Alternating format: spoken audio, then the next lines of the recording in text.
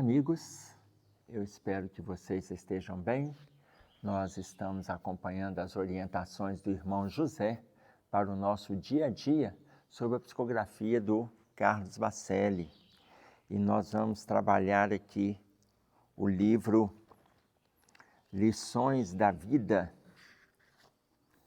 capítulo 21, que se chama Felicidade. Felicidade. Veja bem, quando já coloca para nós aqui sobre felicidade, o Livro dos Espíritos tem uma abordagem dessa. Tá claro? Nós vamos trazer também a abordagem do Livro dos Espíritos. Por quê?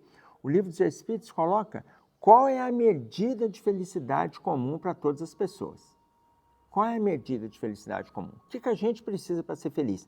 Mas o irmão José vai trazer um outro foco da felicidade.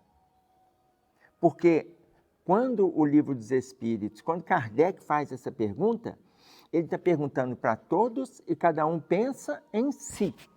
Até porque a resposta ela é individualizada. O Livro dos Espíritos é a pergunta de número 922. Ele coloca para nós assim, qual é a medida de felicidade comum para todo mundo? O que a gente precisa para ser feliz? O mais simples é isso. O que você precisa para ser feliz?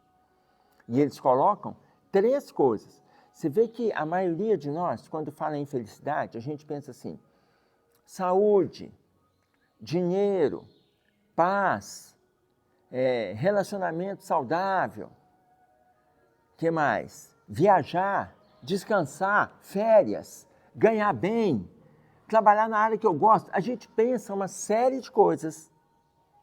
Tá? O Livro dos Espíritos coloca para nós qual é a medida da felicidade comum para todo mundo. 3 coisas. E ele divide essas 3 em 2 situações. Uma do lado material e a outra do lado moral. Então, olha bem. Do lado material, olha o que ele coloca. Do lado material, a posse do necessário. Olha, aí é você quem avalia. O que é necessário para você? Avalia isso. E isso vai te trazer felicidade. Vai te trazer felicidade quando a sua avaliação ela é lúcida. É uma avaliação pautada no discernimento, pautada no bom senso, pautada no equilíbrio. Essa avaliação lúcida, ela te ajuda a ser feliz. Ok? Exemplo. Quando Gandhi estava no aeroporto de Londres com os assessores do governo ali, e enquanto ele aguardava o voo, ele estava olhando as lojas. Em meio às lojas, ele se depara inerte em frente a uma joalheria. Quando ele começa a observar a joalheria, tudo que tinha ali na vitrine, os seus assessores, um deles chegou e falou assim, o senhor gostaria de ter uma dessas? Porque o governo pode pagar. Ele falou assim, não, meu filho. Eu estou observando quanta coisa ainda existe e eu já não preciso mais de nenhuma delas. Atenção! Quanta coisa ainda existe e eu já não preciso mais de nenhuma delas. Isso significa uma absurda noção de discernimento, de bom senso. Imagina alguém chegar, principalmente aquela pessoa que é próxima do consumismo. Alguém chegar e falar assim, posso pagar para você? O que você quer? Te mostro uma loja. Imagina você lutando para ser feliz e ainda tendo que atender. Eu estou pegando um exemplo, desse tamanho aqui. Estou pegando um exemplo do consumo, só. Cada um vai avaliando. Aí, se você tem um problema na área da alimentação, avalia se você tem que comer tudo que vê pela frente. Se você tem um problema de que a sua fala tem que prevalecer sempre, avalia se você está certo em todas as discussões. Se você tem um problema de desprezar as pessoas, avalia se você é tão grande quanto você acha que é. Então, avalia. Tudo é autoavaliação. Tá claro? Quando o Livro dos Espíritos responde para nós, do lado material a posse do necessário, por isso nós citamos esse exemplo. Mas é para a gente avaliar em todos os aspectos. Só que o Livro dos Espíritos coloca do outro lado. Eu falei com vocês que ele divide a resposta em duas faixas, dois setores, do lado material e do lado moral. Do lado material, a posse do necessário. Olha o que ele coloca. Do lado espiritual, consciência tranquila e fé no futuro. Olha como que saindo do lado material, porque aí essa avaliação cada um sabe fazer, e é muito mais fácil fazer a avaliação do lado material do que do lado espiritual. É muito mais fácil o lado material. Porque do lado espiritual é consciência tranquila e fé no futuro. Não é um ou outro, não. Consciência tranquila e fé no futuro. Observe no seu dia a dia se a sua consciência está tranquila. Para tudo. Tudo que você andou fazendo, tudo que você andou conversando, tudo que você andou pensando, tudo que você andou sentindo, observe se a consciência está tranquila. Se você descobrir que ela está tranquila, então muito provavelmente você não tem dificuldades em ter fé no futuro. Se a nossa consciência está intranquila, e aí eu me enquadro, a minha maior esperança é a fé no futuro. Por que eu estou colocando que a maior esperança é a fé no futuro? Porque a partir de hoje, a partir de ontem, a partir de... a gente está trabalhando, estudando, divulgando, aprendendo, assimilando, discordando, concordando. Esse movimento faz com que a gente alimente uma perspectiva melhor, alimente um projeto melhor, fé no futuro. Porque não é uma fé vazia, é aquela fé raciocinada. Qual é a fé raciocinada? A fé que o Tiago ensinou para nós, gente. É o modelo mais simples que eu tenho de referência da fé raciocinada. Vocês vão lembrar lá em Tiago, no capítulo 2, nos versículos 17 e 18, quando ele diz para nós que a fé sem obras é morta. Quando você não se envolve com o trabalho, não se envolve com doação, não se envolve na relação com o outro e não se envolve com o trabalho na relação consigo, essa fé está morta. Não adianta a gente andar com um livrinho, andar com a Bíblia, não adianta a gente andar com o conteúdo aqui. Vocês estão nos acompanhando, eu tenho vários conteúdos que estão aqui. E daí? Isso não significa nada. Não significa nada. A não ser que isso vire ação. Ou seja, arregaça as mangas, mão na massa, contato com o próximo, contato consigo. Porque na relação com o outro, eu me reconheço, eu me descubro, eu me avalio, eu me transformo. Entenderam a diferença? Então, quando coloca do lado espiritual consciência tranquila, eu não vou discutir. É você quem avalia. O que a gente fez 2 dias atrás, 2 anos atrás, 2 décadas atrás, 2 encarnações atrás. Ora, eu posso não saber literalmente o que eu fiz há 2 encarnações, mas por estar aqui hoje, com as demandas que a vida propõe, boa pista eu não fui. Olha, se nós tivéssemos sido bons, a gente nem estava aqui encarnado hoje. A gente era mentor de outros. A gente não está conseguindo dirigir a nossa vida. Como é que você é mentor de alguém? Tá claro? Então nós estamos nesse momento, ou seja, autoavaliação. Aí eu vou avaliar. Não, a minha consciência está tranquila, não. Vou trabalhar.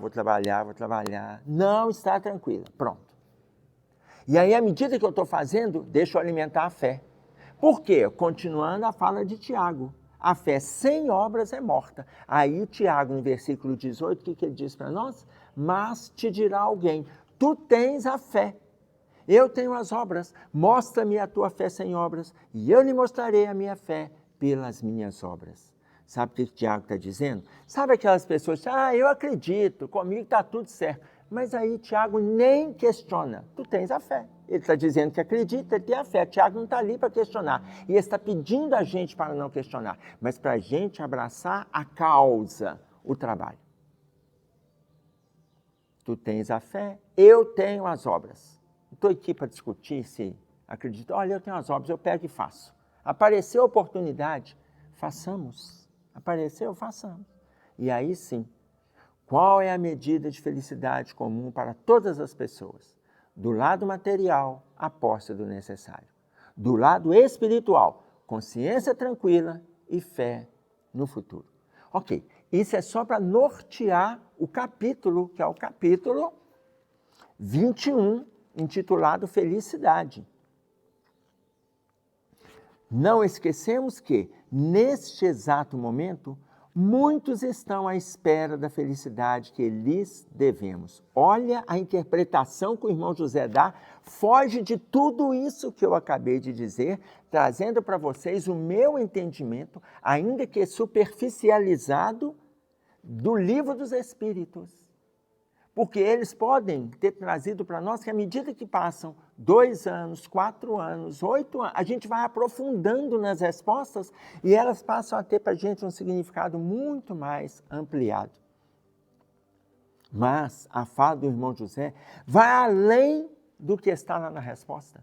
Olha bem, seria para mim quase que uma continuação, porque olha aqui, não esquecemos que neste exato momento muitos estão à espera da felicidade que lhes devemos. Tem gente que está esperando porque eu prometi para ele a felicidade. E aí, vamos extrapolar na resposta do Livro dos Espíritos, porque o irmão José, ele não está discordando, ele está ampliando. Ok, vamos deixar lá a resposta do lado material, aposto necessário. Do lado espiritual, consciência tranquila. Se eu deixei alguém esperando para ser feliz, e esse alguém não está feliz, por causa daquilo que eu alimentei no coração dele, eu estou com a consciência tranquila? Neste exato momento, muitos estão à espera da felicidade que lhes devemos. Não pensemos tanto em nossas necessidades, a ponto de esquecermos as dos outros. Não pensemos que a nossa necessidade é mais. Tanto que ele começa o primeiro parágrafo dizendo, não ouvidemos que. Não é para a gente esquecer. No segundo parágrafo ele repete de novo, não pensemos tanto em nossas necessidades, a ponto de esquecermos as necessidades dos outros. A gente tem que parar de achar que nós somos os mais infelizes. Nós temos que parar com isso. Aqui, deixa eu pegar uma conversa que eu tive com um grupo essa semana, e vendo aqui em Belo Horizonte, para quem está aqui conosco, né? Vendo a quantidade de enchentes e calor, enchente, calor, e as pessoas nos grupos estavam reclamando. E aí, nesse grupo que eu estava, nossa senhora, mas está calor demais da conta. Mas tá, porque nós aqui em Belo Horizonte, o carioca, para ele, 33, 36 graus, está calor. Mas para ele é motivo de satisfação, de praia, Para o Belo Horizontino, chegou a 30, 32, 33, já começa, nossa, mas não estou aguentando, está intolerável, e vai reclamando, vai. Aí depois que começa com o calor da manhã, vem à tarde a chuva, em alguns dias, parecia mais um dilúvio. Olha, tudo certo. Como tem em todas as partes do mundo, Belo Horizonte não é diferente, e nós não somos diferentes. Aí eu estou escutando reclamação. Ah, não é possível, não é possível, está tudo desconectado, a natureza está enlouquecida. Eu fui ouvindo. Aí eu peguei e falei assim, gente, alguém aqui do grupo assistiu o jornal ontem à noite? Televisão. Ah, eu não aguento tanto. Aí um falou que não aguenta tanto sofrimento, tanta tristeza. Cada um deu a sua opinião para concluir que a maioria não está vendo o jornal. Eu falei assim, então eu sugiro a vocês verem o jornal hoje. Mas por que você está falando isso? Eu falei assim, eu gostaria que vocês vissem os refugiados voltarem para casa. Eu gostaria que vocês vissem. O calor não faz a menor diferença, o tempo não faz diferença, a chuva não faz diferença, mas não simplesmente porque eles estão voltando para casa, não. Eu gostaria que vocês vissem.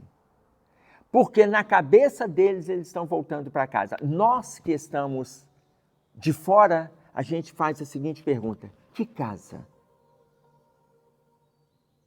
Eles vão voltar para a área aonde havia uma casa. Não tem divisão. Esse lote é o meu, esse é daquele. Não tem. Tudo é escombro, tudo é destruição. E mais, tudo é destruição e morte.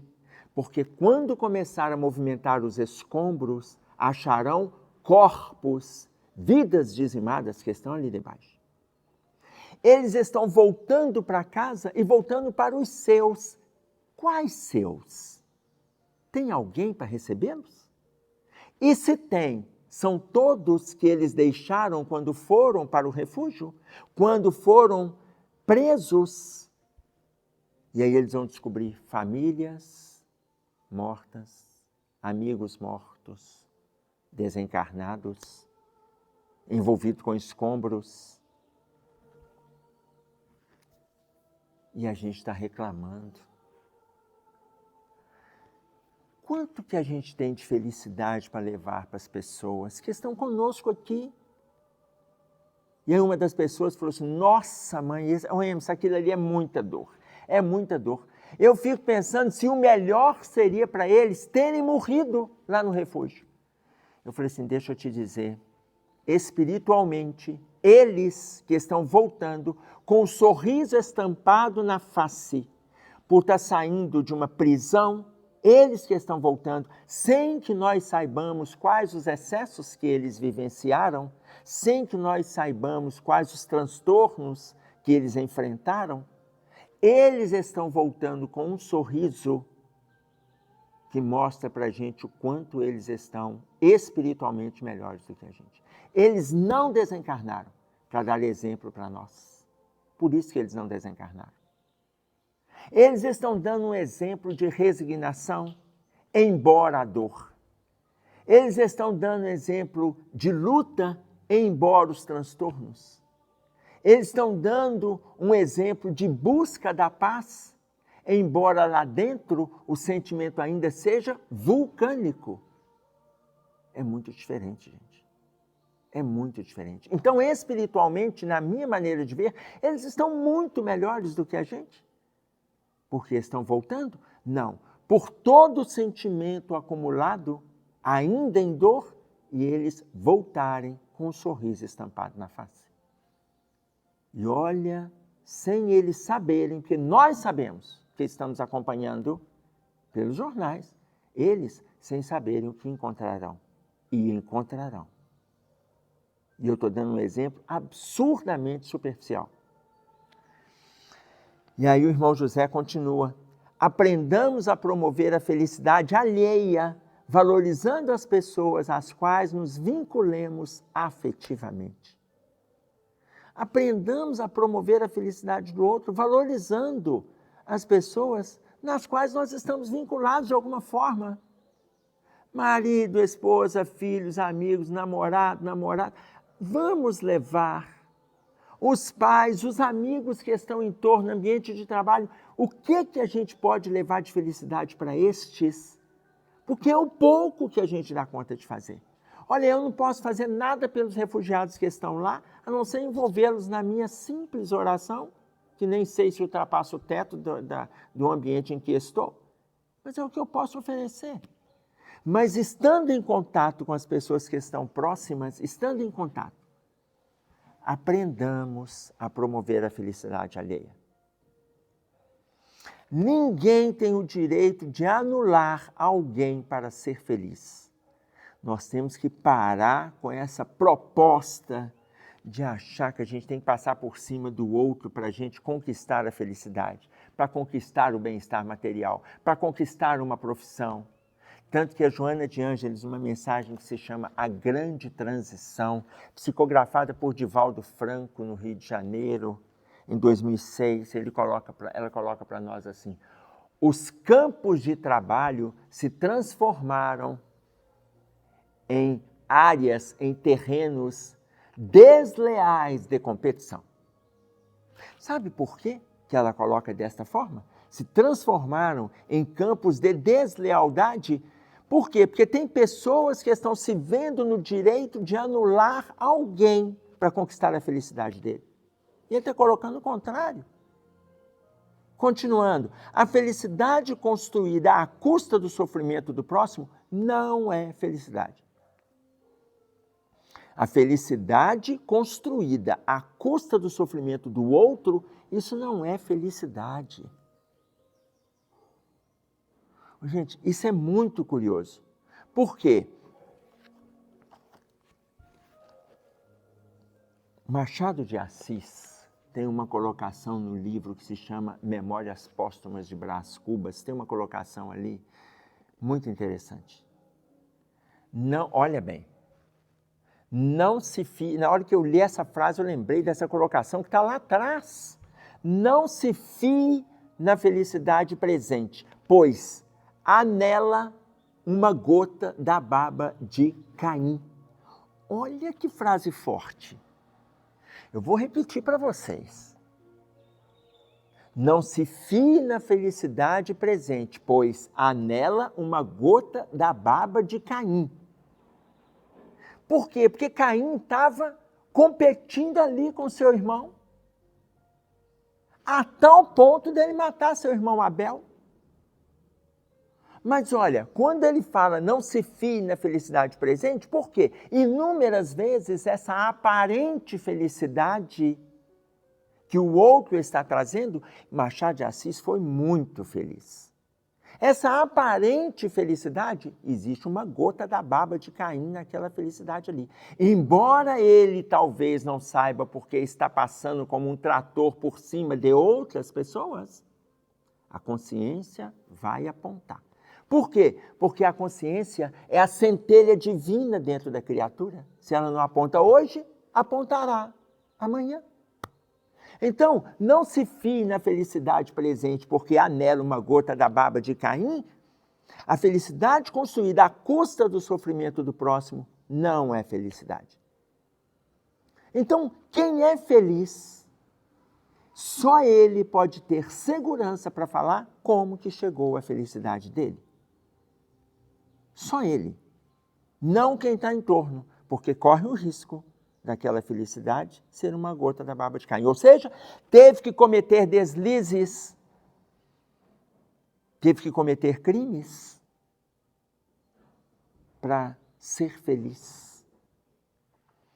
Quantos adoecem porque não sabemos dividir com eles o coração? Quantos estão adoecendo porque nós não sabemos dividir com o outro o coração? Quantos? Não utilizemos os outros como trampolim para os nossos sonhos e ambições. Olha só, que interessante, né? Eu tenho um amigo que a gente vem junto nessa caminhada aí desde a adolescência, já assistimos, nós somos daquela época de filmes de faroeste, hoje os jovens nem sabem o que é um filme de faroeste, né? Porque eles acham que faroeste são as guerras eletrônicas que eles vão fazendo lá nas telinhas do computador. Mas ele me dizia assim, Emerson, é muito interessante porque quando a gente assiste algum filme, vai no cinema, assiste algum filme, isso na adolescência, a gente já era espírita. A cena que mais o constrangia é quando, no final do filme, e isso é muito comum nos filmes de faroeste, são quase todos o ator ou os atores, os principais, ou o principal, ele monta no cavalo dele, pega a estrada de terra e vai embora. E ali mostra um pôr do sol, mostra uma campina verde e ele vai embora. Foi, Emerson, mas isso me dói, mas isso me dói. Muitas vezes o choro não era pelo filme, era pela cena final, a última cena. Passaram-se os anos. E aí ele descobriu, numa reunião mediúnica, numa orientação que a espiritualidade trouxe, que a cena que o constrangia é porque ele já se comprometeu em várias cidades por onde ele já passou com garotas. E ele foi se comprometendo e prometendo a volta. Ele se comprometia no envolvimento e prometia retorno. Ele se comprometia e prometia. E ele nunca voltou. Então, quando ele assiste a cena, a cena mexe com o estado íntimo dele. E isso tem séculos de promessa não cumprida.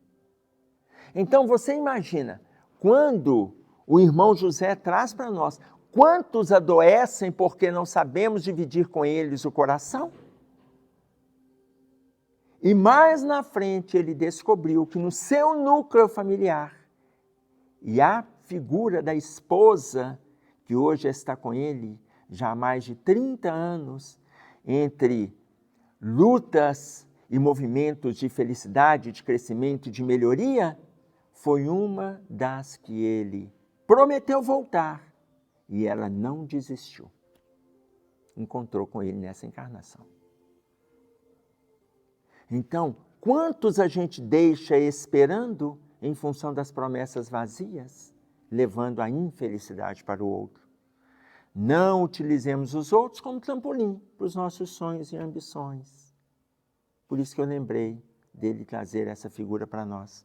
Ensina-nos o Evangelho que a alegria de dar é muito maior que a alegria de receber. A alegria de dar é muito maior que a alegria de receber.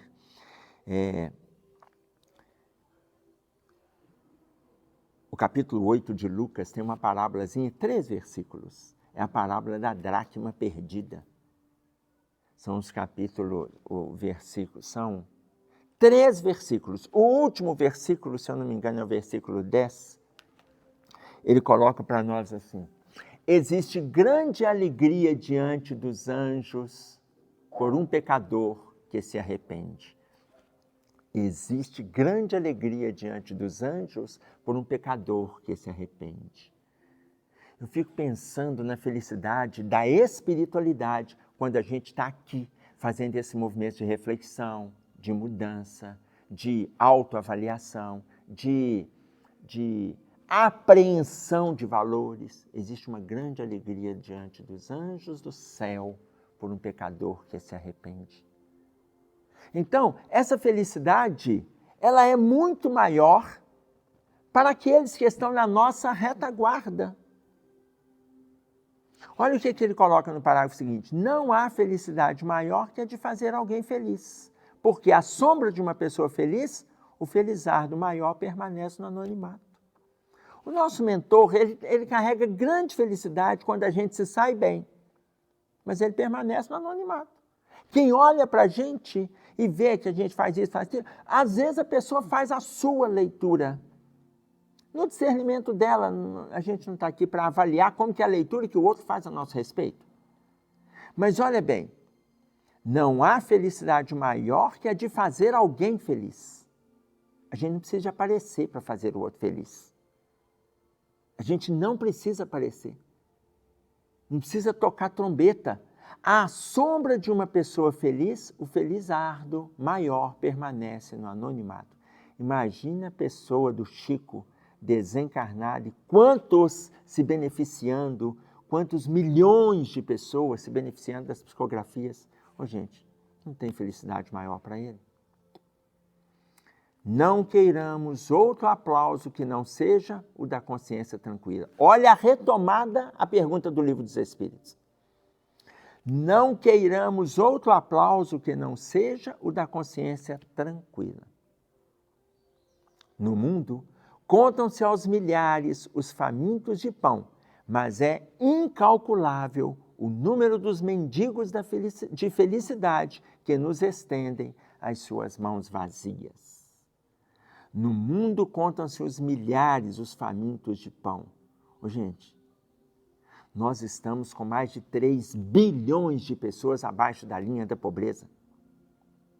Mais de 3 bilhões, olha, contam-se aos milhares os que estão famintos de alimento, mas é incalculável o número de mendigos de felicidade que nos estendem as suas mãos vazias.